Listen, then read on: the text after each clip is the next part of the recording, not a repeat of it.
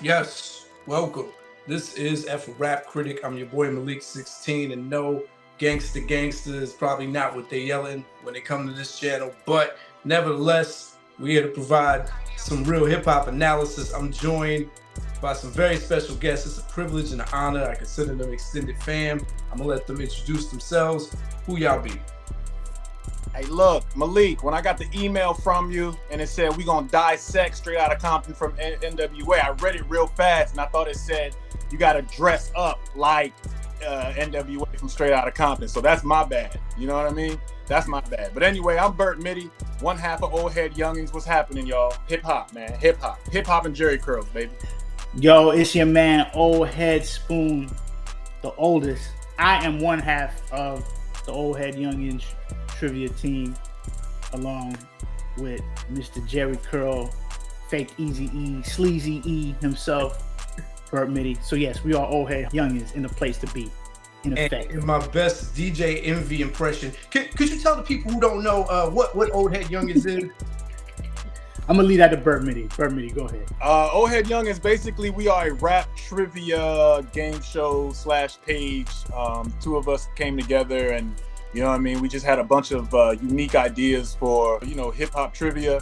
And it started during the pandemic. It slowed down a little bit because, we back to our regular lives. The pandemic was a blessing.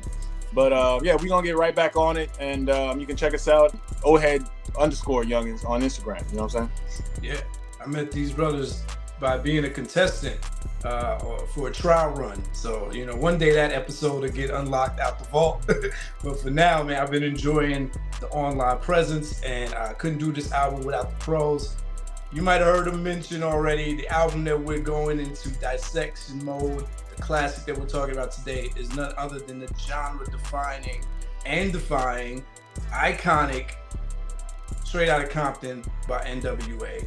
And a little background on this album, it was released today. This makes 35 years on Eazy-E's own imprint, Ruthless Records, in conjunction with Priority Records. This is category 1, where we go over the album, the product itself. And if you haven't already, take a moment to like and subscribe to the channel. Let's get into it. First dimension that we talk about in category 1 is going to be dimension 1, quality of the production. This is, of course, Dr. Dre's arrival. And making a name for himself as a hip-hop producer, because prior to this, his name wasn't in the circle as heavily. But yeah, we got to mention DJ Yellow, whose production contribution doesn't get spoken about often. And then you actually have DJ Arabian Prince, who was the original member. Yeah, so, crazy. Yeah, those are the 3 leading forces. What can we say about the production on this album? You know what's crazy? Like, I was listening to it recently. I mean, and it sounds pretty simple, right? It's just pretty much like drum bass programming. Little sample here and there. And they sounded, and they almost sounded like kind of East Coast. You know what I mean? Kind of East Coast, but with like a twist on it. And to your point, upon revisiting this album, as much as this is associated with defining the West Coast sound, I wouldn't say it's from the production. The production sounded really in line with everything else that was going on in hip hop in that golden era. They use the same samples you hear on every album. They're gonna use Funky Drummer by James Brown. They're gonna use the You'll Like It Too by Parliament Funkadelic. All those same kind of breakbeat. Real break beats. But that it's simple. Back then, it sounded like, just revisiting it now, it just sounds so dated, But interesting. Still, I mean, magnificent in its sound. But when you fast forward it now and you compare it to other productions of today, it just sounds like, it does sound dated. You gotta put yourself in the mood. You gotta put you know what I mean? You gotta like put yourself in that time frame, in that situation, in order to like appreciate it more, and then not say, "Oh, this sounds dated." Because when I was like, "Whoo, man, this is woo wee."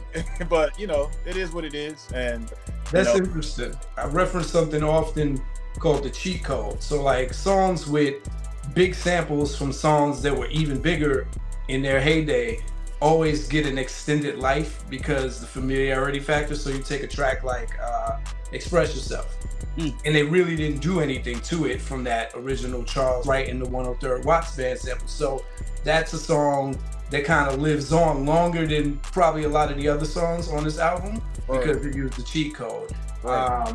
And then I think it's some of the stripped down beats like Compton's in the House and something like that. Because they're so minimalist, there's nothing really specifically to date it outside of the raps. Like if we heard those beats by themselves, they would just sound like break beats, especially something like that. It's really just the hi-hats. It's like the beginning from that Steve Miller Band drop, like, and then Compton's in the House.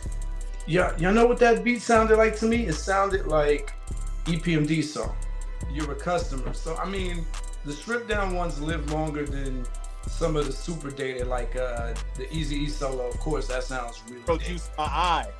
Does that happen? That might have happened a lot. But I just got it in my eye. That ain't. I imagine that was a big haphazard. Yeah. A fashion faux pas. So you take like the Eazy-E solo, the 8 Ball, which it sounds super like the time, and of course the last track where they sample the D Train and were capturing the Los Angeles hip hop style that was on its way out. You talking about something to dance to? Yeah, something to dance to, right? So they sampled that You're the One for Me by D Train, and to all of y'all who've watched Snowfall, y'all got introduced. I think it introduced a lot of people outside of LA to what the prominent scene was in LA in the early 80s going into the mid 80s. That was the dominant, closest thing to hip hop. And that's what Yella and Dre come from, the world-class Wrecking Crew. That dancing era, right? Like, dancing at night by myself. I came by myself. Which, like Arabian Prince, they say he was already kind of a star. He was the bigger star out of the whole crew.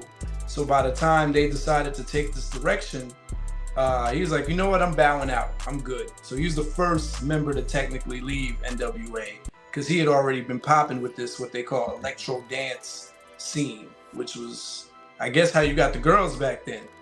So. Yeah, right. Was he in the World Class Wrecking Crew too? No, he wasn't. He was kind of a solo star as a DJ. Yella and Dre were in the World Class Wrecking Crew, and that was the kind of music they were making under this dude named Alonzo. Yeah, Alonzo. Okay, I got it.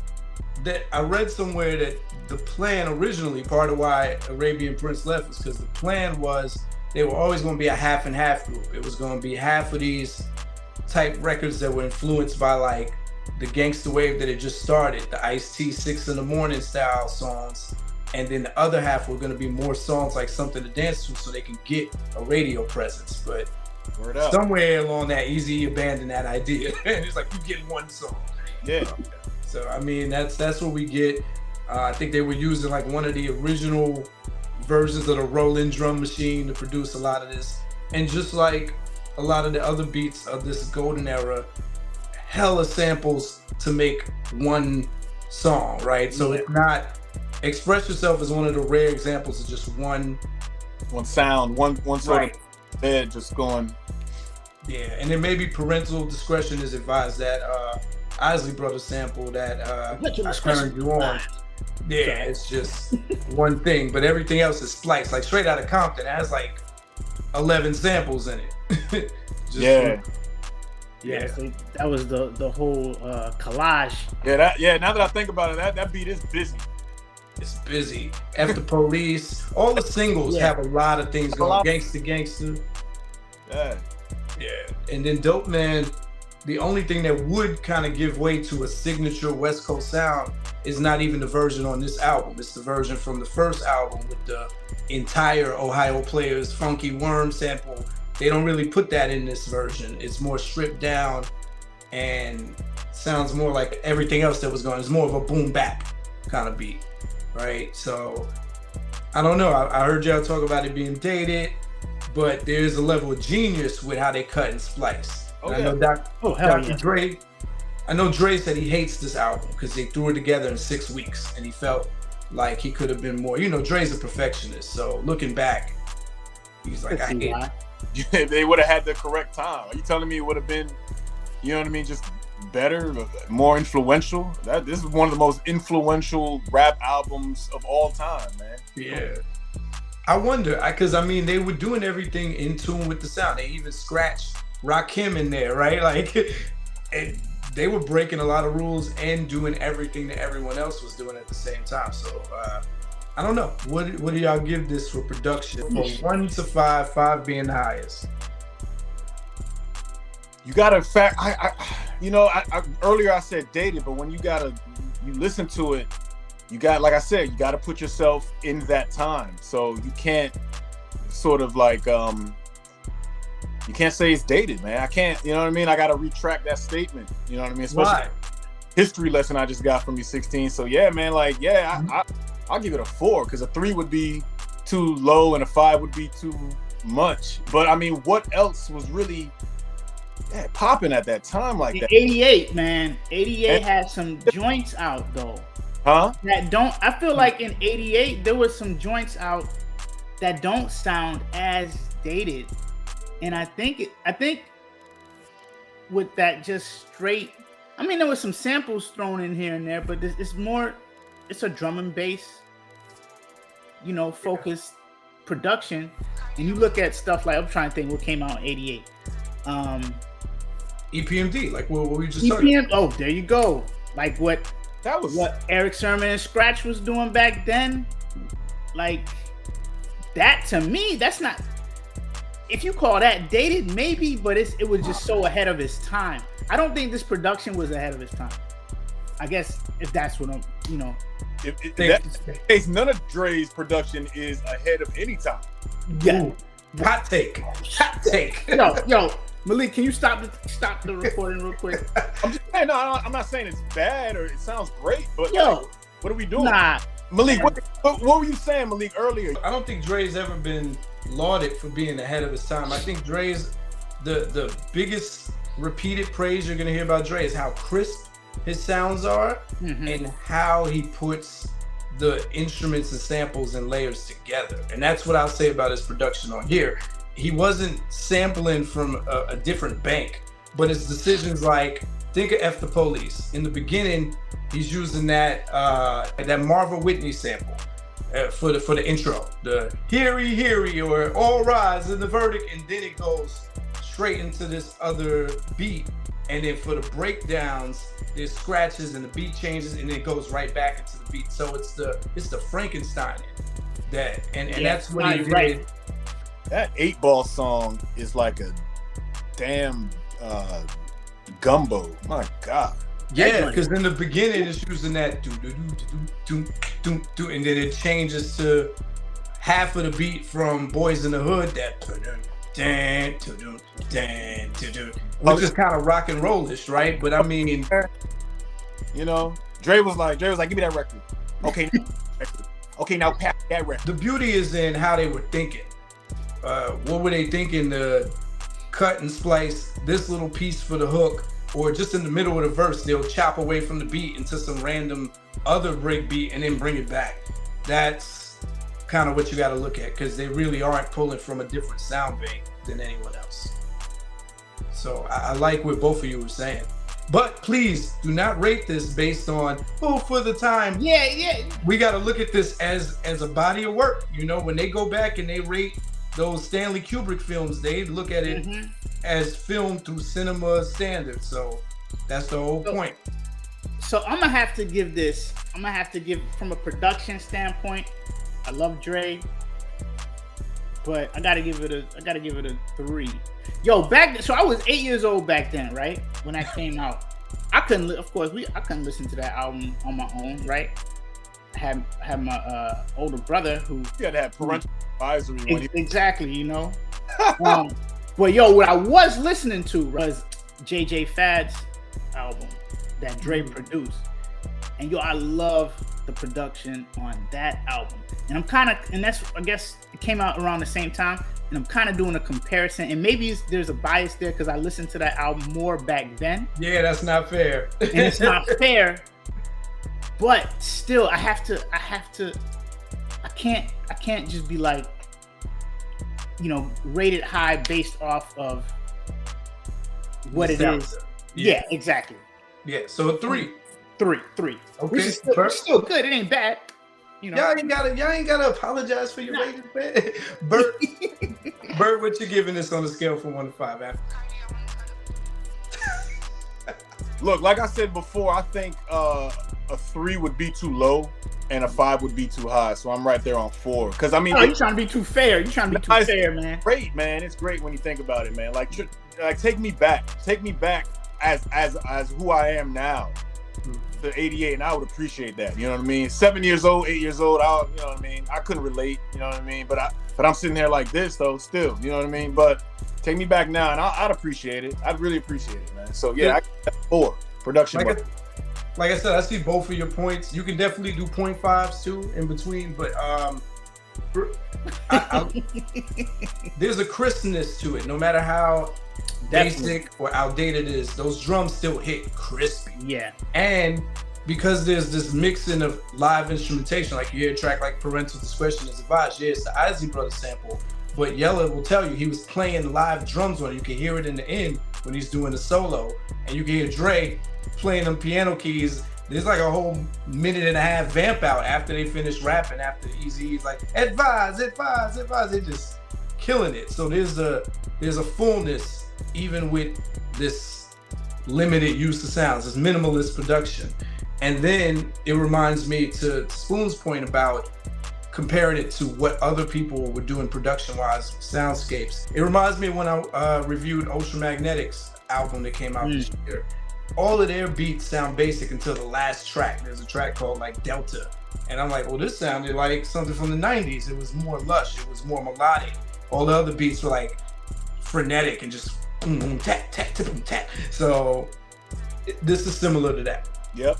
Okay, that takes us to Dimension 2, the cohesiveness of the album.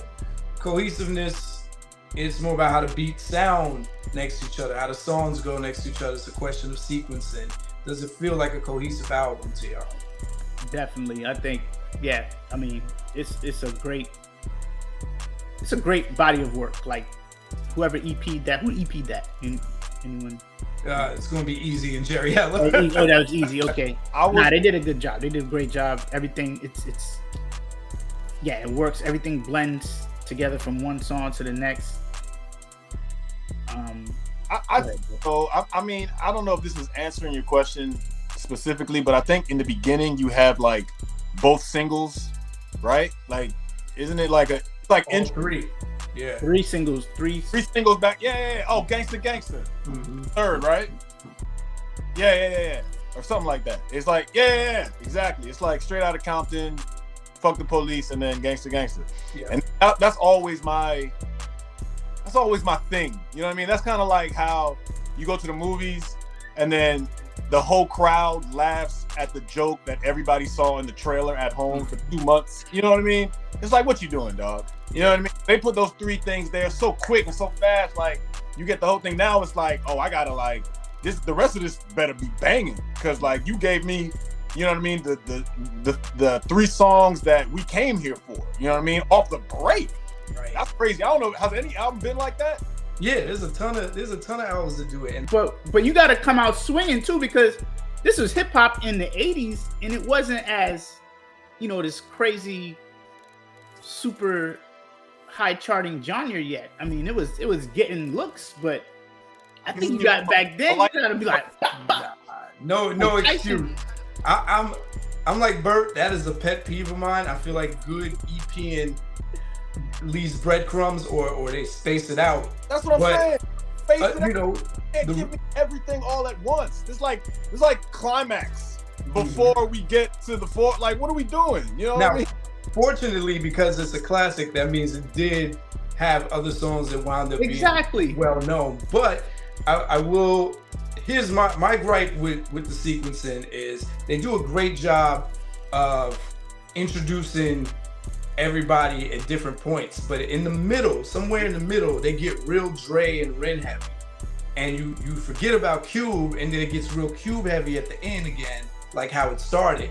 And I think they could have substituted the placement of the solos to break that up. Like, for no reason in the middle, you get 3 songs with just Dre, and that could have easily been like Eazy-E's solo could have went in the middle, the 8 Ball, or Ice Cube's I Ain't the One could have went in the middle, just to break that up a little. That's my only gripe with the sequencing, because it's like, oh, they give you Ren solo as track 4, then you get this. By the way, real quick, that's my favorite song. Which one, the Ren joint? Yeah, that's my favorite song on the album, hands down. All right, which one was that again? If It Ain't Rough. Oh, If It Ain't Rough. That's the perfect song. After the first 3 singles, you get that If It Ain't Rough, and it's like, yeah, Ren, kick it, Ren. It's kind of like the Clan in the Front, the Jizza song. You know what I mean? Where it's just him, and you're like, yeah, that came after a little bit. I'm like, yo, that's a great parallel. But If It Ain't Rough, because Clan in the Front is one of my favorite songs on, you know what I mean? So when I revisited this and I went through, I was like, oh yeah, man, If It Ain't Rough. And then I didn't hear anybody, you know what I mean, else on there. That's the Ren joint. Man, this joint was cranking. Yeah, hell yeah. What it does is sets you up to remember to look at Dre as the secret weapon, because you know he doesn't rap until like the 5th song. You're like, oh snap, the producer raps too. And you know he's on the talking parts. He's on like F the Police talking. He's on he's the first voice you hear on the album, right? You're now about to witness the power of Street House. But it's like, oh, okay, cool. You've been holding him out. It's almost like Master Killer and You God. That's mastermind. That's mastermind stuff. What type of stuff masterminds do. But then it's saturated. It's saturated. It's too much Dre after like 3 songs, and then you forget Cube is there, and you forget, and it's like, okay, then it's too much Cube. So I mean, it rounds out by the end. By the end, you get another Ren solo, and then you get these combinations. You get Eazy and Cube, and then you get Eazy and Dre on something to dance to. That song doesn't sound like almost anything on the album. So guess where it goes? A little place I like to call Last. Exactly. It really does raise the question. On my album, he had like a whole Haitian compas song, right? Towards the end, and like if you know what I mean. I mean, you groove to it, but you had to be Haitian to really like mess with it. You know what I mean? Yeah. You hit that on the nose. Yeah. Wyclef, end of his Carnival album was like 3 Carnival songs. You're like, all right, hip hop's done. Yeah. In the middle, you get Ren and Dre. So I mean, they play around with it. That would be my only gripe. Sounds like your gripe is the 3 singles coming in the beginning, and it sounds like Spoon, you have no gripe. I love the 3 singles in the beginning. I love it. Like that's what gets you to actually, you know, really give it a chance. They come out with those 3 songs, you really get into it, and it's still got some highlights. Got like the 8 Ball in there. You know, you got your Dope Man, you got your Parental Advisory after that. Yeah, because Dope Man and 8 Ball were re-released singles, so you are getting some like single effect towards the end. Yeah, they do a good job with keeping the tempos too. Like it doesn't slow down in the middle, or you know, you get a high energy song and then a mid tempo, then a slower, then it balances out. What y'all giving this on a scale from 1 to 5 for cohesiveness? You know, I thought a 3 is too low, a 5 is too high. I have issues, that's why I can't, but a 3 is too low. So 4. I was gonna do 5. I always want to be safe. Nah, I'm good. This guy always want to be safe. I'm gonna give it a 5. You're gonna give it a 5. Wow. Okay. That takes us to Dimension 3. Everybody gets a trophy at this man's basketball tournament. Team gets a trophy at this man's basketball tournament. Participation trophy. Oh man. That's the sign-up trophy. Sign up to get a trophy. Yo, this is how they are like all the time. Like Dimension 3, the intentional mood and tone of the album. So I always distinguish this is not the mood that you feel when you listen to that one, because that can change. What do you think the mood and tone they were trying to set was, and how good of a job did they do at setting? Here's what I think the mood is based on what we know now. Yeah. See, we have the advantage when we do classic reviews of kind of knowing more than if it was a new release, right? I think Eazy-E was the 50 Cent of his day. Once I came of age and realized what was really going on, I'm like, oh, this was genius marketing. This was, let me tap into something that's on the rise but no one's capitalized off. Let me make money off the controversy, and if we're gonna do this, let's do this. Because let's remember, Eazy-E was coming from a street mentality to a business mentality. Did not want to be a rapper. Had Ice Cube write his first project for him. Saw that it made money, and he's like, "Oh, we can do this again."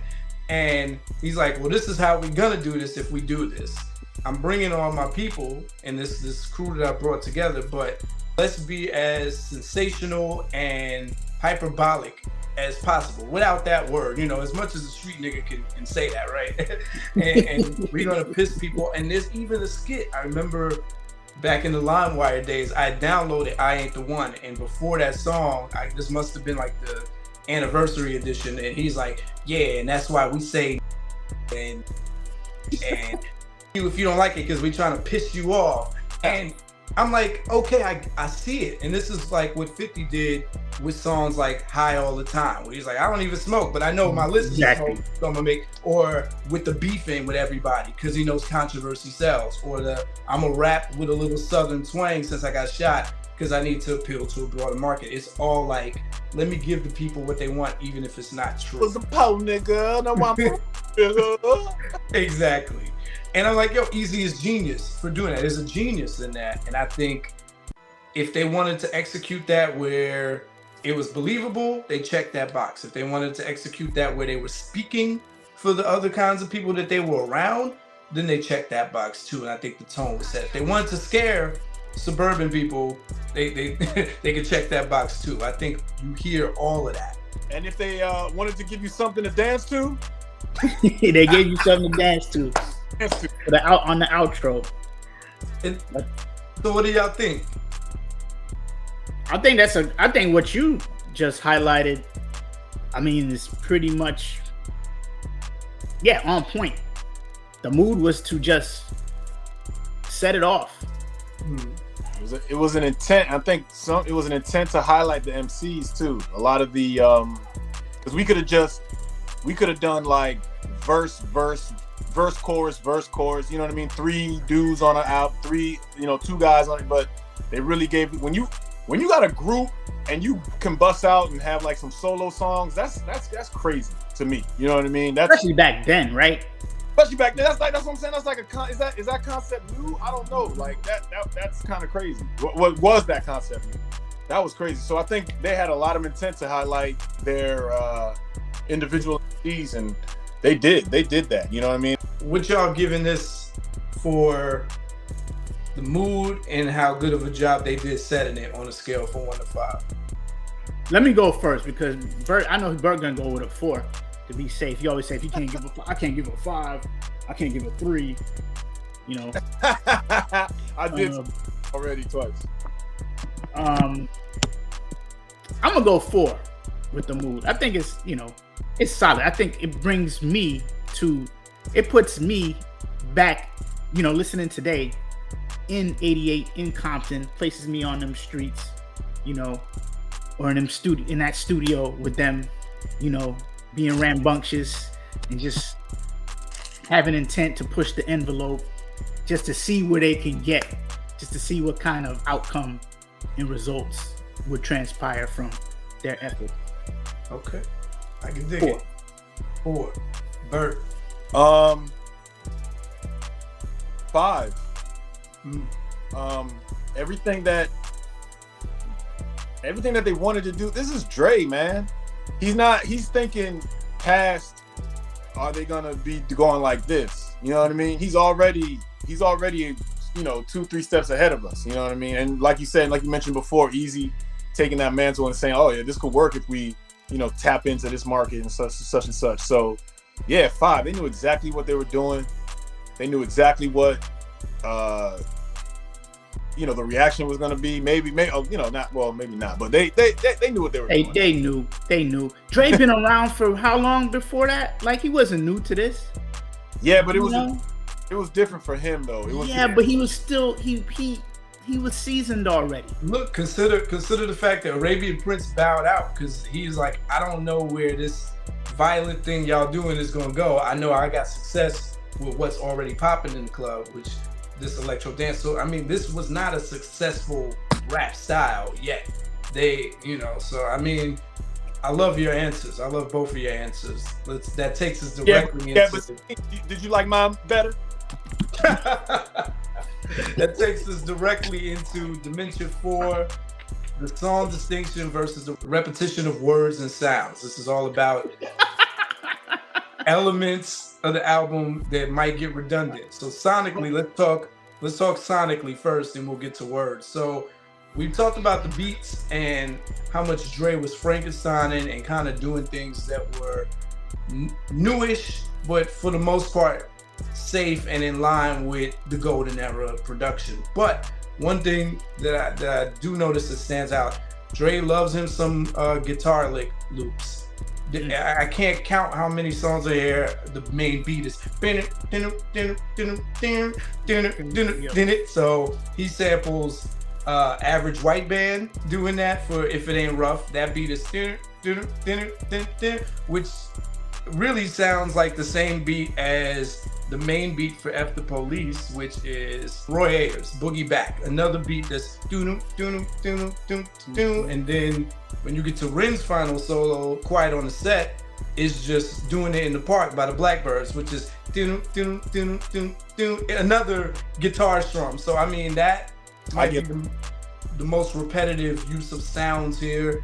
Besides scratches, because they love using scratches from that Eazy-E album all through it. I can't count how many times they do the "boy, you should have known better." Like, yeah, a lot of that. So those are the two things I picked up sonically that are kind of redundant. If you're a real, music nerd, you might say, yeah, the snares are similar, and I'm not that good. So okay, then we go to words.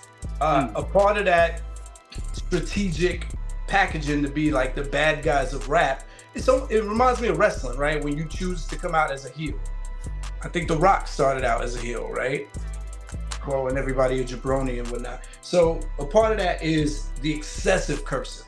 And that's something you'll notice. I did a review back in the day of their second album, Niggas for Life.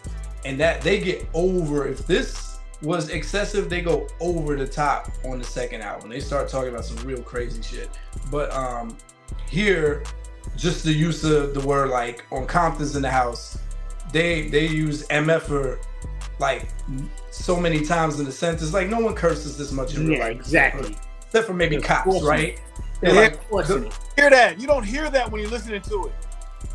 What? You don't hear it? No, I don't hear. I don't hear that. Like if you say 17 times in a verse, how many times am I really gonna hear it? If it sounds good, every time.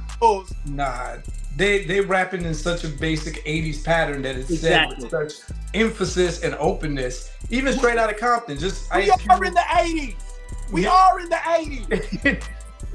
When I listen to Gangsta, I hear Ice Cube trying to be as envelope pushing as possible. We don't just say no, we too busy saying yeah, because I don't give it's just and you listen to Compton's in the House, they're like, the beat is a it's like, nah, they were forcing it. They were forced, like, god damn, like, yo, y'all vocabulary, I know it's beyond this, right. What you're, and putting out there. It's only emphasized because when you hear them on their solos, the cursing is down to a minimal. Like, yeah, both Ren's solo, he doesn't curse at all. And that's it. How did that happen? This dude was saying Emma after every other word. Like, yeah, it goes to show, like, if left up to their own devices, these are the rappers they would have been. Now, yeah, there's some argument that could be made that some of these tracks were recorded earlier than some of the others, but you don't just do that kind of 180 overnight. Exactly. You know what I mean? Like, these guys. Yeah, each of their solos, actually. I don't even think Ice Cube curses on I Ain't the One. So. For real? I don't think so. That's crazy. I never noticed that. I would assume like on that track he was He rhymes aggressive, but he avoids it. He says, "You know I spell girl with a B." But you listen to the other tracks, it's like, okay, this was intentional. This was a part of their branding. It's also a little bit of lazy writing. It's like, okay, how shocking can that be? Yeah, exactly. And so that's a good half of the album. Half of the album is spent on that. The other half is them just kind of doing them. Well, there's your balance. Yeah, there you go. All right, so for repetition, how this dimension works, on a scale from 1 to 5, 5 means that it wasn't repetitive at all. 1 means that the redundancy definitely tanked it. So anywhere between 1 and 5. I'm gonna go 1.5. 1.5. Okay. Damn, it was that repetitive for you, huh? Repetitive, man. Okay. Bert? Album this guy was listening to, but I will definitely go 3.5. I mean, you mentioned it before. Like, yeah, y'all listen. Ain't nothing wrong with curse words, man. You know, it goes back to what we were talking about before, what their intent was. If your intent is to be controversial, and if your intent is to be like, yeah, we different from everybody. I said 19 times so far. Yeah, then we gonna do that. You know what I mean? Then we gonna do that. I'm for it. Where if y'all see it as a weakness, I see it as a strength. So I'm gonna go ahead and say, yeah, 3.5, man. Nothing was terribly redundant. I'm telling you, man. When I forgot about that joint. And when I heard that friend joint in the middle, I was like, yeah, let's go. It switched up everything. I forgave the three first singles in the beginning. You know what I mean? Listening to that rant. Dimension 5, this is a ratio question. The amount of the content versus the amount of songs. So the original is a 13-track album. Of these 13 tracks, how much do you feel like they gave us of a balance of things that they were talking about? You know, we don't have to get too deep on like the content. There's a whole section where we break down the content, but just from a balance standpoint, 13 songs, are they giving us enough different subjects? It's one long song, so this album is one long record. I mean, I know Bert's about to disagree with you. It's a good record, but it's just one long. Yeah. That what you just said. It's like Bohemian Rhapsody. It's one long song. Yeah. Mama. I want to add a little bit of opera here. We'll add a bit of opera here. We'll do some rock and roll here. You know what I mean? Oh man. I mean, it's one long. The themes. There's no variety. Very little. Boom. Express yourself. It's such a powerful song for that time. You know what I mean? So that's different. You know what I mean? There was some lyrical jabs getting thrown in some songs. You know what I mean? The production was on point. Listen. That takes a back seat, though. What? Express Yourself takes a back seat to the overall theme of just destruction and but like 3-4 songs later, you get something to dance to. You get something to dance to. you get something to dance to. You get something. That was a throwaway track that Arabian Prince just decided to allow it on the album. But well, in between both of your points, I'll say this: subject matter doesn't always have to be deep, right? As long as there's a clear distinction between, hey, this is the topic of this song, right? So if we were, again, looking at this just flat out for what it is, 8 Ball is its own topic. F the Police is a topic. Exactly. I Ain't the One is a topic. And then, Dope Man. So, I mean, that's Dope Man. If it ain't rough, come on. We're kind of going, Something to Dance To is its own kind of topic. So that's about half the album, right? So there's an argument to be made about the fact that you are getting a balanced album. And then you also factor in the fact that they trade off on who's delivering these messages, who's the leader of the song. There's some sense of balance. I'd be interested to know what y'all giving this on a scale from 1 to 5 heartbeats for the ratio of content versus songs. And 13 is a safe number for classics. We talk about the safe number here being 10 to 12. You start careening out of safe territory when you do albums that are longer than that. 14 is probably the highest you should ever go. There's some outlier albums. There are definitely some albums that are outliers that have been like 18 tracks, 24 tracks, but those are outliers. Most albums in the classic conversation, 10 to 12. So here they are at 13. What are y'all giving this? Spoon stuck. Oh. No, I'm not stuck. You stuck. Okay, look, he was like this. You stuck on stupid. Like, I think there is a significant change up in a lot of the content, man. And it's like I said, and like you said, 13 is solid. It's not a lot. It's not a little. You know what I mean? So, yeah, 4. Capital. Right. Spoon? 4. That's a solid number. That's the number that's your go-to number. But yeah, I'm gonna say, yo, Malik, you kind of swayed me to think beyond. I can still argue that it's one long song. Yeah. But no, but it does. You're right, and Bert, you're right too. Like, you gotta express yourself type of record. So what you giving this, Spoon? I'm gonna go and give it a 4. I'm gonna give it a 4. Oh. I'm gonna give it a 4. Okay. Talking all that, and then I'm talking all that jazz, and then I'm coming back Right. on yeah.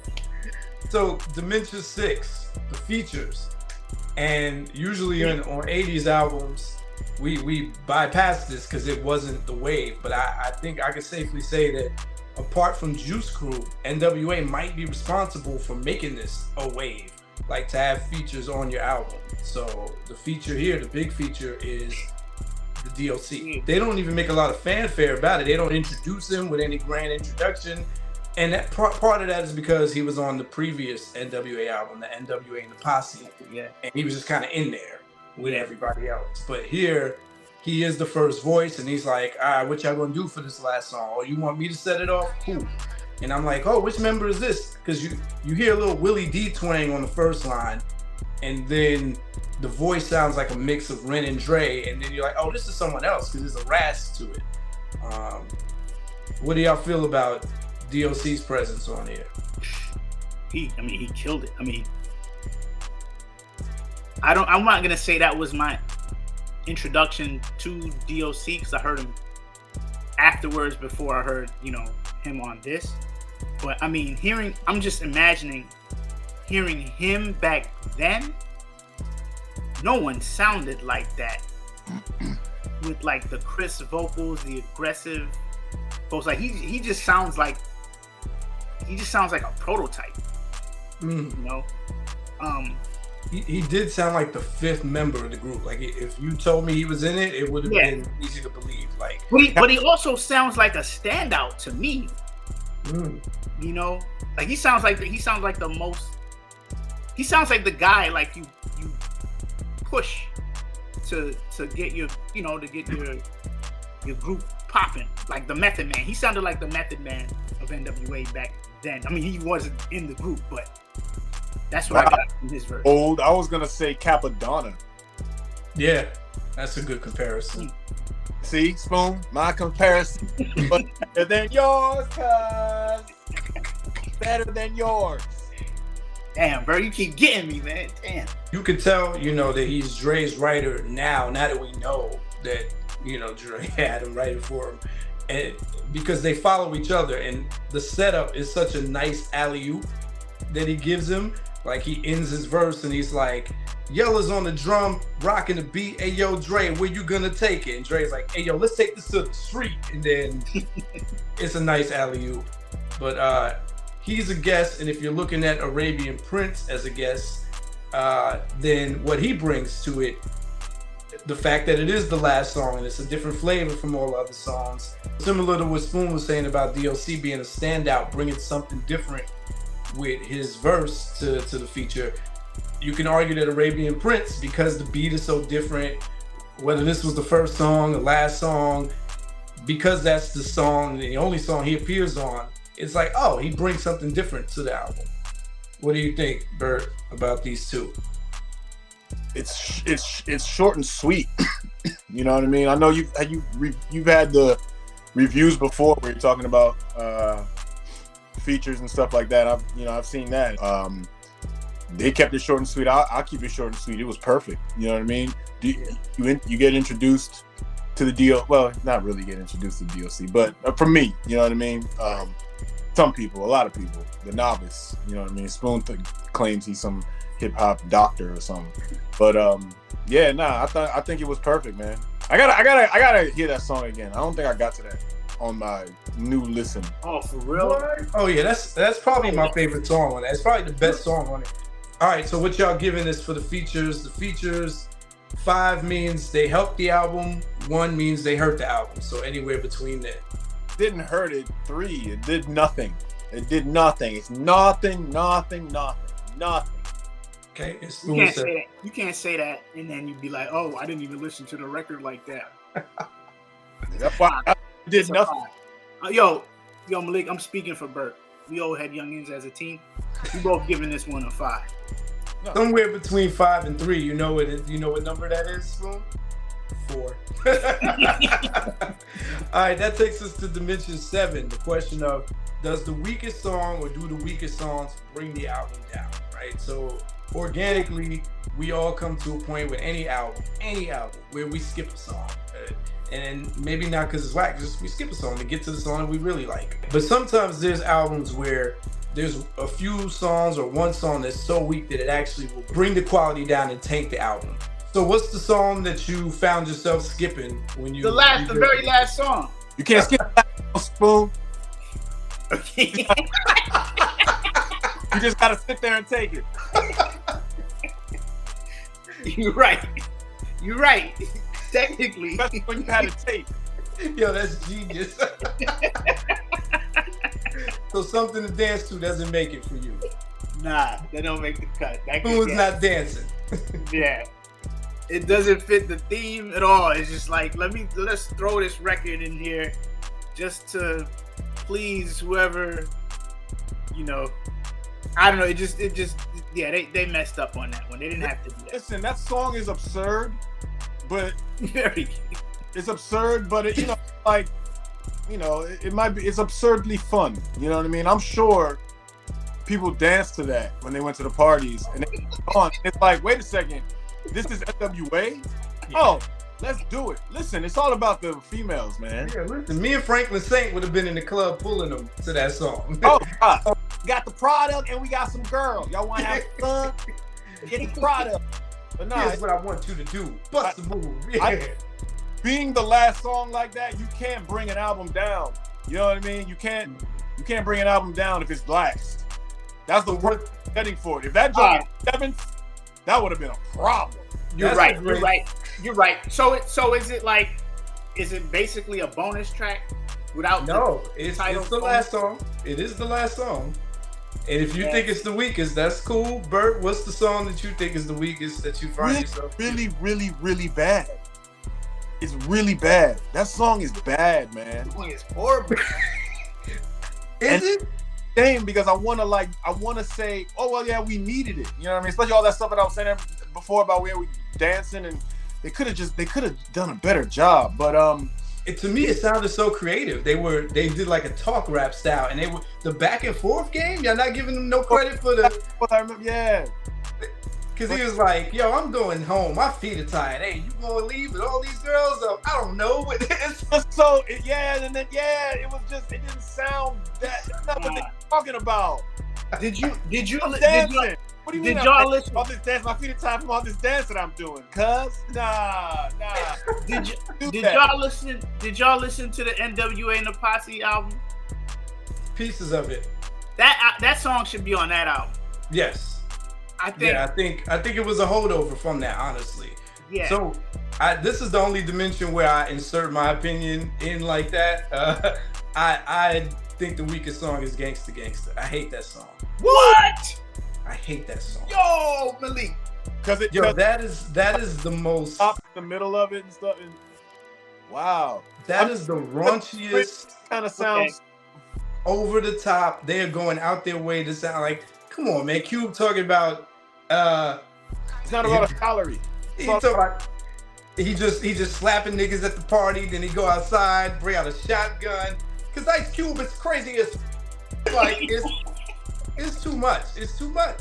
It's like, and then Eazy-E comes in. And he's like, it's like, I don't. The beat ain't hot to me.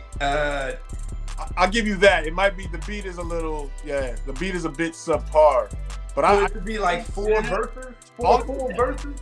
Okay, if I'm being completely objective, no, that is not a weak song. It doesn't hurt the album. I think probably the weakest song is the Compton in the House. They just, that beat is just so basic. It's so much like You're a Customer, and they just, the recitation is kind of weak. 8 Ball is pretty weak too. So those are evenly matched. Wow, I love 8 Ball. That's my favorite song. It's like a comedy album track. It really is. It's Eazy-E. It's just Eazy-E doing what Eazy-E does. Right. Okay, so y'all are saying Something to Dance To is the weakest. This is how you measure this one. On a scale from 1 to 5, 5 means it didn't affect the album at all, even though you skip it.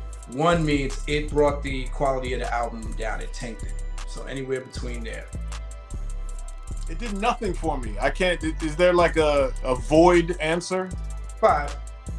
Yeah, 5. Fair enough. It's the last song. It's like, here y'all go. We just playing around. Gonna throw on this. Y'all wanna? Oh, come on, y'all, man, let's dance. what you giving it, Spoon? I'm gonna do the same. It didn't affect it. 5. Okay. It didn't affect it at all. Okay. At the end. That takes us. What'd you say? Big shit about that. He was talking big shit about. Yeah, you was just to give it a 5. But you guys made a great point that it's at the very end. So okay. that, and so I like think Bert said, if it was track 7, we'd be in trouble. We'd be in a lot of trouble. All right, Dimension 8. This came up earlier. Mass Appeal.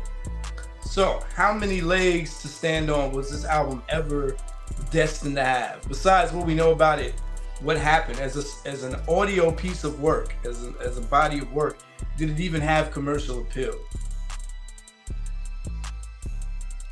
I mean, it had to, right? Just because it did? Well, it broke so many barriers.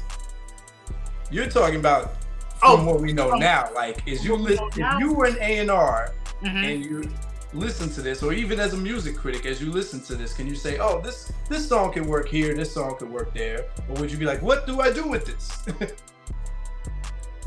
No, I think it's hard to. This one's hard. What was the lead single? The lead single was Straight Outta Compton. Okay.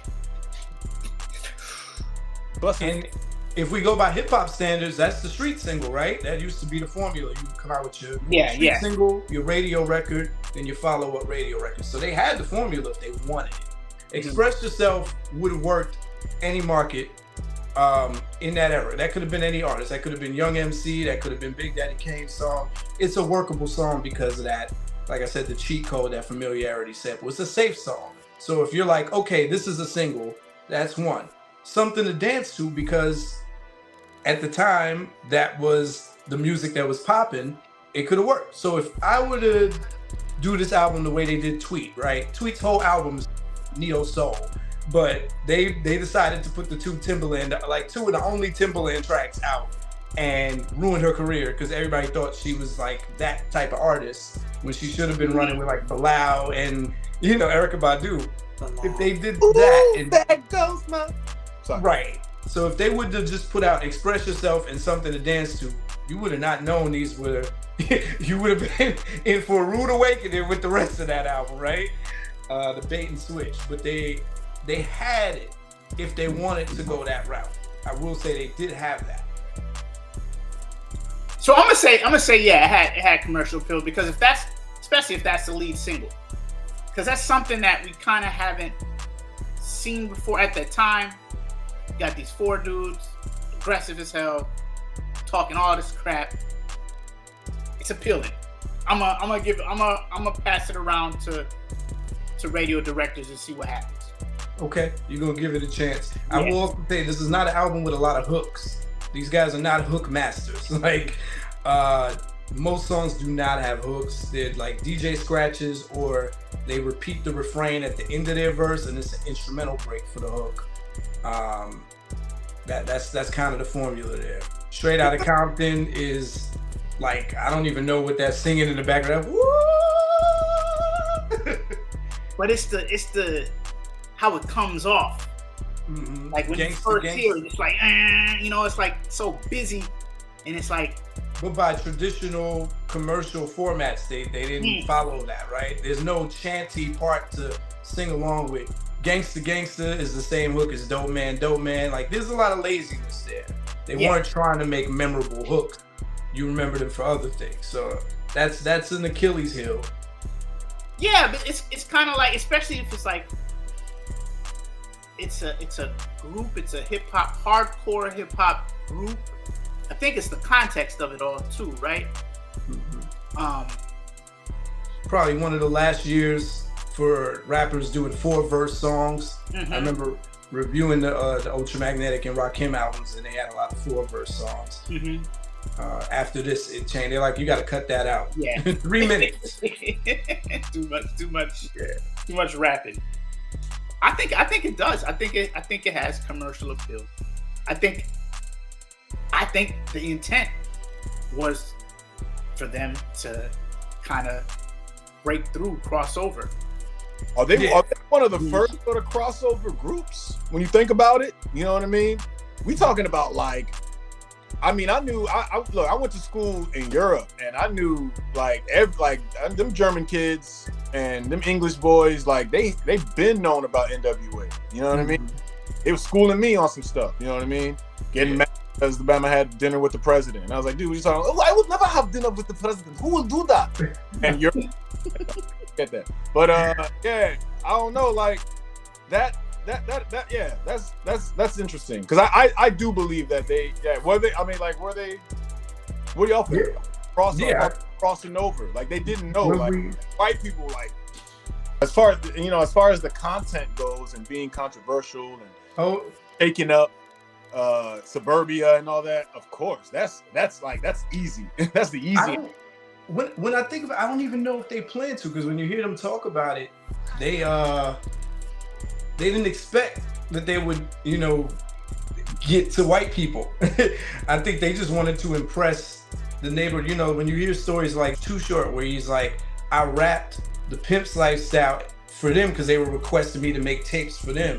I feel like all they cared about was impressing Compton and the local arena, and make some money off of that. But then they're like, oh, if we can take it further, and it can really go coast to coast, and forget it. And it's really interesting considering where they thought they might go and where they not. I think maybe Eazy might have saw that they could go far. I think for the rest of them, they're like, hell yeah, I get to write some reckless raps, right? And be as known in the neighborhood. The mainstream media, so to speak, they knew about the ghetto life, you know what I mean, so to speak. You know what I mean? So I think N.W.A. expressing that. I think it was gritty as hell. And like I remember somebody wrote like it's funkier than East Coast beats. You know what I mean? So their beats are funkier than East Coast beats. Some dude from like Chicago Tribune wrote that. I saw doing my research. So yeah, man, it's definitely it definitely had mass appeal. It definitely had mass appeal. You have to listen. Like I said earlier, man, Europe. You know what I mean? Like they knew about this. You didn't have to be there. Look at, you know what I mean? Like, why do I have this wig? You know what I mean? Like, come on, like this. But y'all are still talking about what we're going to talk about in the next dimension. Y'all talk about the mass appeal that it wound up having, but was it supposed to have that? I think it was. I think it's I'm citing examples from reporters that were talking about it at the time. And the beats were grittier, and then this is the life that goes on in this area of our world, in our country. And, we have to accept it for what it is. I mean, you might be offended, you might be this, but yeah, this has appeal because this is storytelling. This is remarkable storytelling that has, funky beats that are funkier than the grimy beats that are coming out of New York and whatnot. When you listen to their own words, you can tell this music was considered, and they considered themselves underground. Like the first line of the first song on the album was like coming straight from the underground. I think again they had a local goal. I want to impress the hood, and then the Express Yourself and the Something to Dance To was supposed to be the songs to kind of get the radar. And then Eazy-E saw something different. He's like, this can piss people off and go further. Yeah. But we'll get to that in the next dimension. What y'all giving this on a scale from 1 to 5 for mass appeal? 5. Without from what I'm saying. Yeah. And 5 is good, right? Yeah. Yeah. It met every piece of criteria for mass appeal. It was rebellious. It was the most rebellious piece of creative audio at that time, man. Like, yeah. Y'all are wilding. You giving it 5? I just want to point out that y'all are wilding. It hit every criteria. They had not one girl song. They didn't have any catchy hooks. So I mean, y'all are comparing this. When y'all say 5, I just want y'all to know y'all are putting this up there with the LL Cool J's at the time and the Run DMCs. Y'all are saying this had as much mass appeal as an audio piece of work as LL Cool J and Run DMC. Can mass appeal also be going against that grain? Because that kind of is a mass appeal, right? No, that's a subversive effect, but that's not what it was supposed to do. I tell you, like Wu-Tang's first album without METHOD Man would not have mass appeal. It as an audio body of work. We get caught up in what we know Wu-Tang's movement did. Is the curiosity and the hype. But as far as being on the radio, you probably would not have got Method Man and Cream. I'm sorry, they had 2 catchy hook songs. If it was just Protect Your Neck and Can It Be Also Simple, they might have been grave diggers, you know what I mean? So you clarified that pretty good. All right, so I'm gonna give it a 3. 3.5. 3.5. I'm gonna throw a 0.5 in there. I'm not changing my answer for the. He's a gangster. He's a G. Ice Tray Sleazy E. I'm not. I ain't changing nothing. Because if I changed it, then what else you want me to change?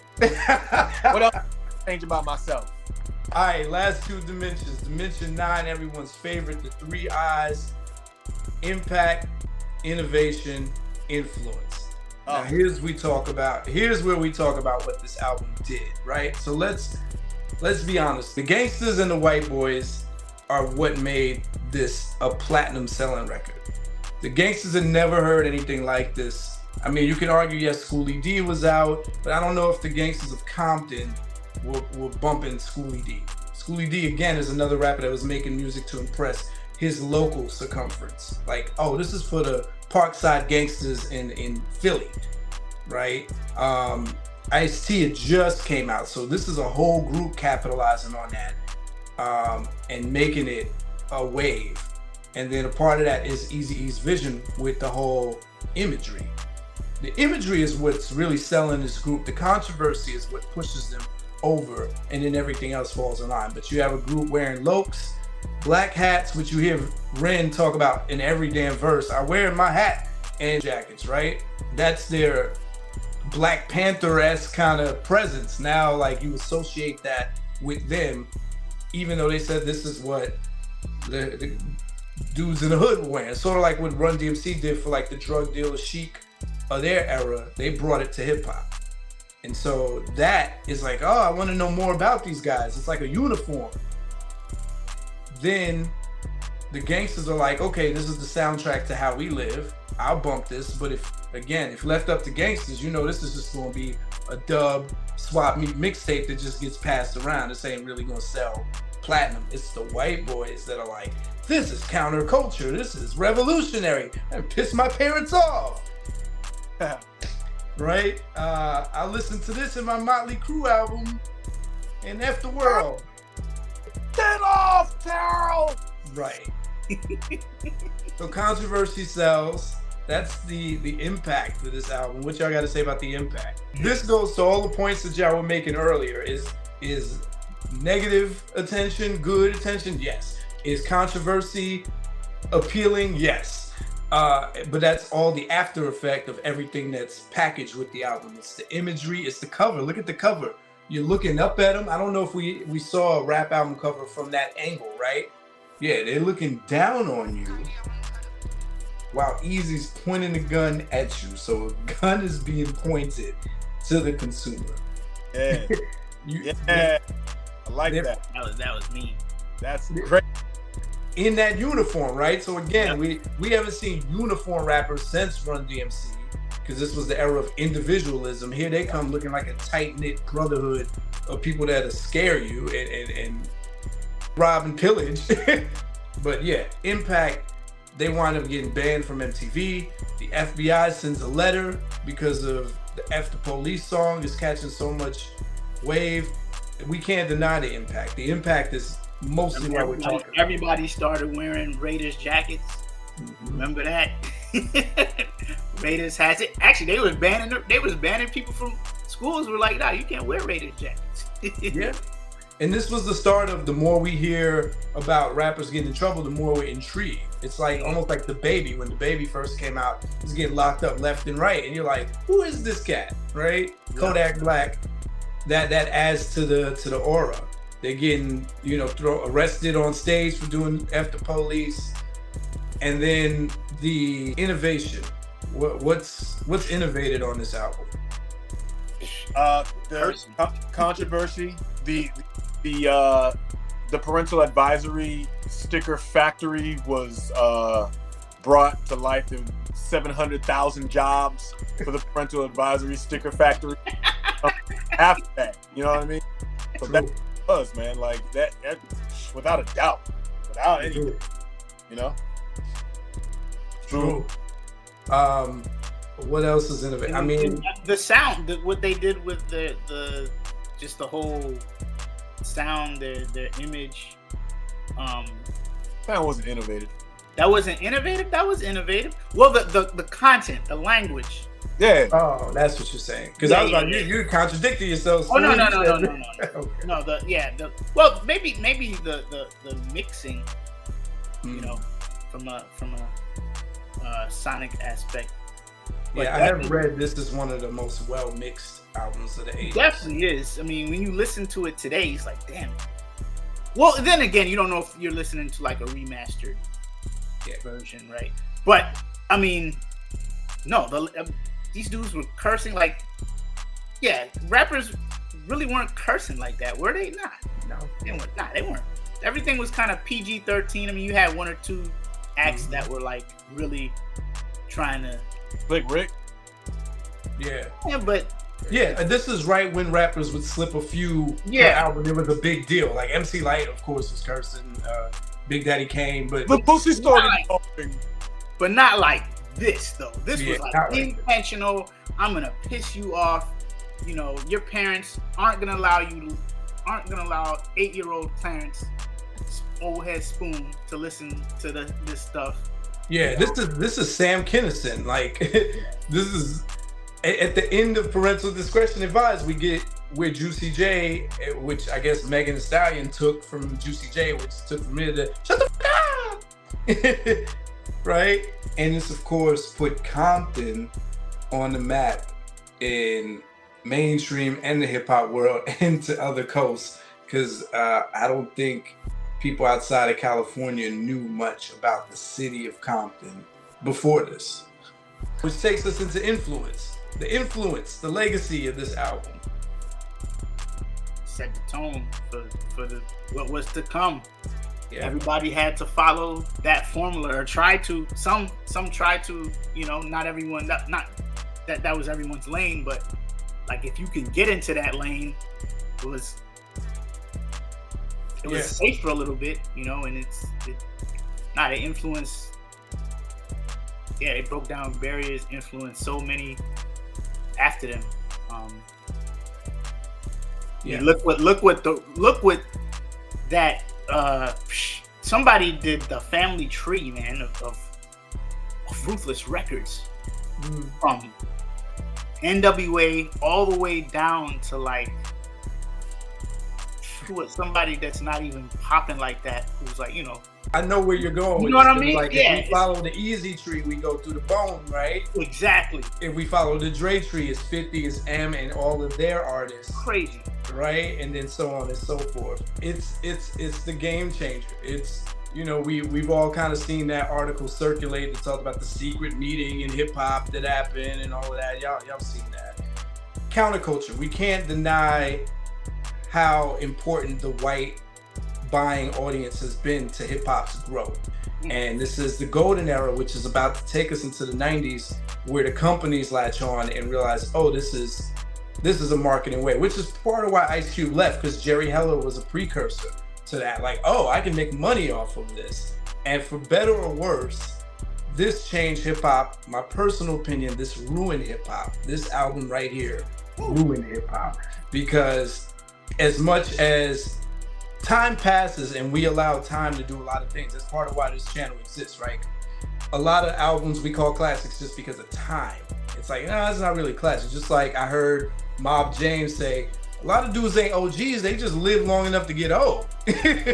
And so when you look at it, you hear a lot of people say, oh, they're the CNN of the streets with their music. I'm like, they had about 2 songs on here where they were telling you how things are going, but it was through the lens of hyperbolic, violent ass glorification. They weren't like, here's what you should do to be warned. This is not Ice Cube when he got woke and joined the Nation of Islam. This is Ice Cube about, Ren said, let's start some shit. Suddenly I see some niggas that I don't like. It's like they're saying crazy shit like, oh, let's run a train on this shit. Like, there's no social consciousness here. You can interpret that they are voicing the streets and letting you, but that's a lot of Michael Eric Dyson level interpretation, right? What they did is raise controversy for their own gain and use it as a vehicle to get out the hood while leaving behind a new door open for people to just be just as reckless as them. Yeah. And they started the whole, you gotta live what you say, even though none of these guys, except for Eazy, live that life. The term studio gangster was coined around that era, right? Yeah. Right? CB4. CB4. It changed hip hop to a you gotta do what you say you're doing. Before that, you could be Bismarcky on a yacht talking about I got supermodels and people just jam to it. Now you gotta be what you look like. And it forever changed hip hop. And it hurt black culture a lot because the violence escalated. Our music now became, gangster rap was at the forefront now. It wasn't just a category of rap. It's now and forever been the first form of rap, and everything else is secondary. Yeah. That's why I say it's, either way you slice it, it's impactful, innovative, and influential, but for better or for worse. So that's just my 2 cents, because I'm like, that's a great breakdown and great perspective. It's true. Without a doubt. I would slightly disagree. You know, for the saying that it ruined it. I agree with all your points, but it's hard for me to say that it sort of ruined it. You know what I mean? That's a hot take. That's a path and a trajectory that it put us on a trajectory that, you named 6 or 7 times here in this interview, the golden era. You know what I mean? It led to that 90s renaissance or what have you, and that keeping it real era and all that, you know what I mean? So and this stuff that we enjoyed. I don't think anything quite negative came from Straight Outta Compton. You know what I mean? What? No, let me tell you, me personally, I was very in school, I was all studious. I was very studious. When this music came out and other people were playing it on the block, I'm not even playing. A lot of the attitudes of kids my age changed, including me. I wasn't cursing at my teacher. I wasn't talking back at my teachers until I never did that. The hood dude. I ain't never do that. I listen to this. You know what I mean? You gotta, hey, look, man, come on now. It didn't change nobody. It changed a lot of us, man. Listen, have to appreciate the art, no matter how controversial, no matter how different. In a perfect world, Bert, in a perfect world, yes. We don't live in a perfect world, man. We're influenced by all sorts of stuff around here. Perfect.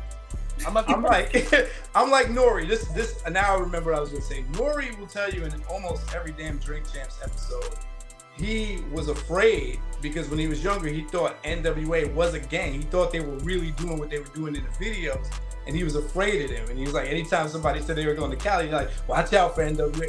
And those are the kind of perceptions as a kid you can't really articulate and put it all together.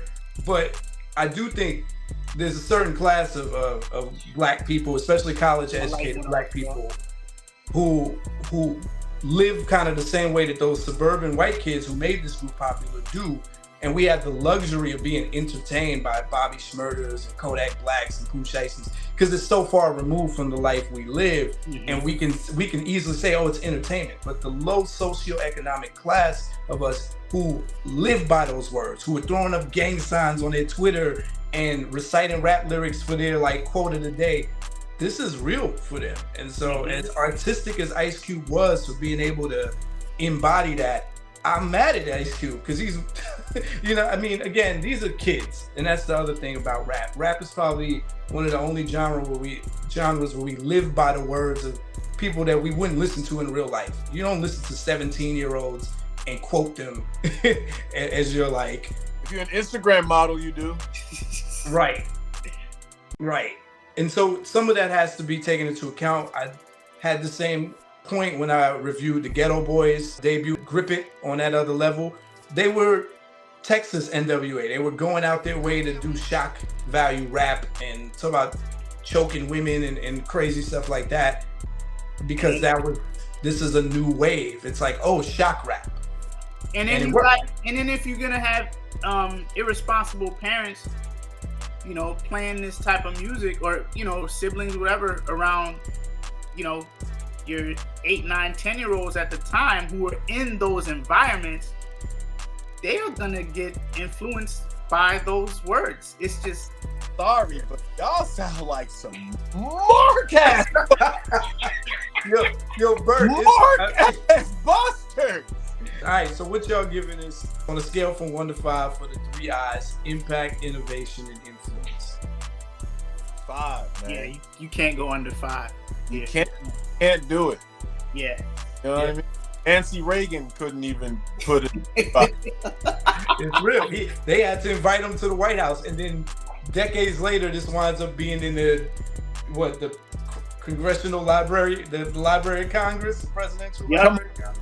Come on. So, I mean, the irony, but that's all better that you just mentioned.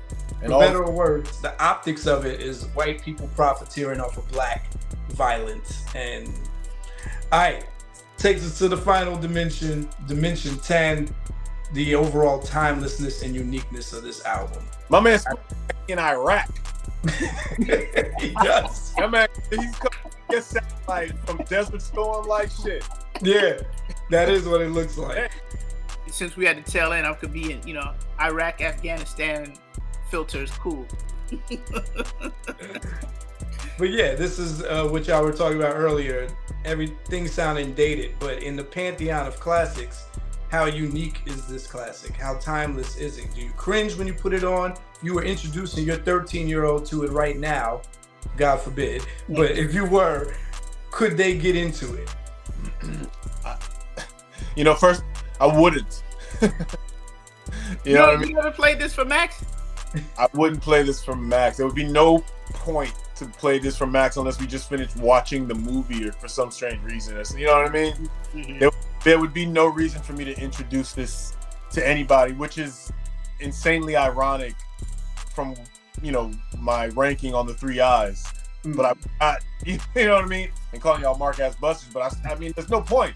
Like, I would let them listen to it. You know what I mean? Like, they ain't saying nothing that they ain't ever already seen on TikTok or whatever, but what would be the point to introduce it? You know what I mean? I'm letting my kids listen to, you know, other things that are, you know, a little bit more enlightening. But no, as far as nah. There would be no reason. To. But if they stumbled upon it, do you think they could get into it? doesn't hold up that well. You know, bottom line. Yeah, I would have to agree.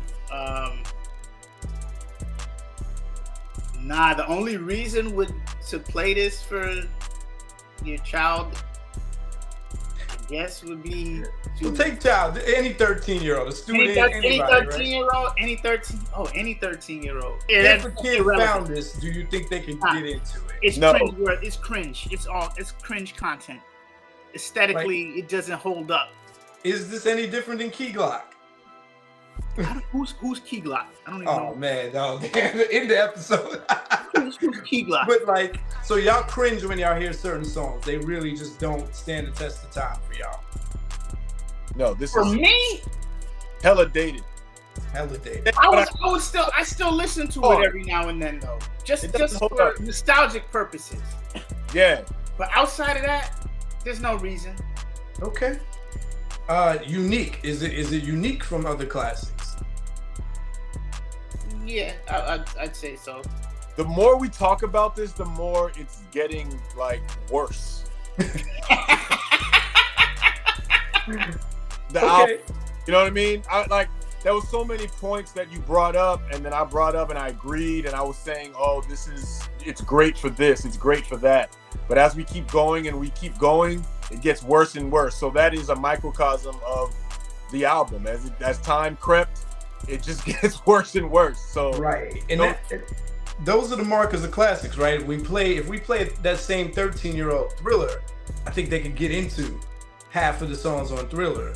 Illmatic, they might be able to get into half of those songs, and that's a good measure for you, right? So Illmatic might be boring as hell to a youngin' right now. Yeah, maybe right now if they listen to Key Glock. Depending on If they listen to Key Glock and Ice Spice, Illmatic on in a party with a bunch of 17-year-olds, you would get jumped. Yeah, you might get jumped.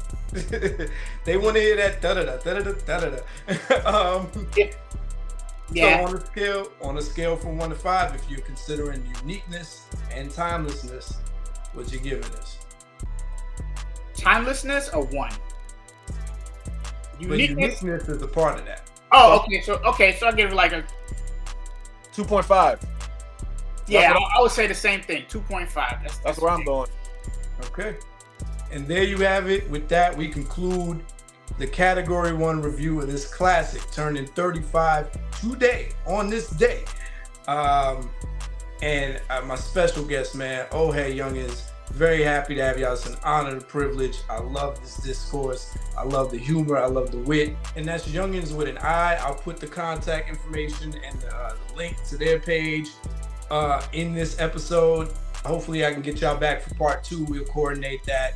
And this won't be the last time y'all see us rock out like that. Definitely. Until next time, y'all know what it is. Always a pleasure. Rap Critic. They talk about it while I live it. Word to meth.